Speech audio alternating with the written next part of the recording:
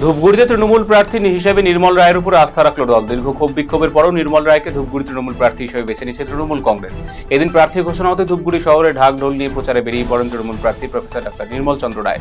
উল্লেখ্য, বেশ কিছুদিন আগে প্রকাশ্য জনসভায় নির্মল রায়ের উপর একাধিক ক্ষোভ উগড়ে দিয়েছিলেন তৃণমূল নেতৃত্বের একাংশ।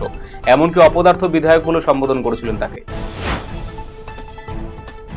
মাটিগাড়া নকশালবাড়ি বিধানসভায় তৃণমূলে প্রার্থী হলেন কংগ্রেসের টিকিটে দুবারের জয়ী প্রাক্তন বিধায়ক শঙ্কর মালাকার। প্রার্থী তালিকা ঘোষণার পরই প্রার্থীকে নিয়ে আনন্দ উল্লাসে মেতে ওঠেন মাটিগাড়া নকশালবাড়ি বিধানসভা তৃণমূল কর্মীরা। এদিন উপস্থিত হন তৃণমূল প্রার্থী শঙ্কর মালাকার। ফুলমালা এবং উত্তরীয় পরিয়ে প্রার্থীকে বরণ করে মিষ্টিমুখ করান জেলা তৃণমূলের চেয়ারম্যান সঞ্জয় টিব্রেওয়াল। বিজেপি সপ্তঘাটি কালিয়াগঞ্জ বিধানসভা কেন্দ্রে বিজেপি সন্ন্যাসী প্রার্থী উৎপল মহারাজের বিরুদ্ধে দলের ব্লক আহ্বায়ক নিদাই বৈশ্যের নাম ঘোষণা করল তৃণমূল কংগ্রেস। নিদাই বৈশ্য দীর্ঘদিন ধরে দলের হয়ে কালিয়াগঞ্জ ব্লকে কাজ করে এসেছে। কখনো ব্লক সভাপতি, আবার কখনো জেলা পরিষদের সদস্য হিসেবে নাম উঠে এসেছে। বর্তমানে জেলা পরিষদের পূর্ত কর্মাধ্যক্ষ পদও রয়েছে নিদাই বৈশ্য। অধিকাংশ ক্ষেত্রে মানুষের বিপদে আপদে ছুটে যেতে দেখা যায় তাকে। এক্ষেত্রে নিদাই বৈশ্যকে কেন্দ্রে দাঁড় করানোর সিদ্ধান্ত যথার্থ বলে মনে করছে কালিয়াগঞ্জের মানুষের একাংশ। প্রার্থী হিসাবে নাম ঘোষণা হতে মঙ্গলবার প্রচারে ঝাঁপিয়ে পড়লেন মালদার ইংরেজবাজার বিধানসভা আসনের তৃণমূল প্রার্থী আশিস কুন্ডু।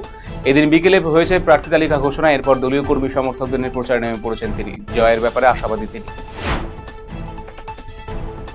তৃণমূল প্রার্থী হিসেবে মালদা বিধানসভা কেন্দ্রে লড়বেন লিপিকা বর্মন ঘোষ, যিনি আবার জেলা পরিষদের সভাপতিও। এদিন বিকেলে প্রার্থী তালিকা ঘোষণার পর প্রচারে নেমে পড়েন তিনি। পুরাতন মালদার প্রাচীন মহামায়া কালী মন্দিরে পুজো দিয়ে দলীয় কর্মী সমর্থকদের সঙ্গে নিয়ে শুরু করলেন প্রচার। কথা বলেন মন্দিরে উপস্থিত সকলের সঙ্গে, করেছেন ভোট প্রার্থনা।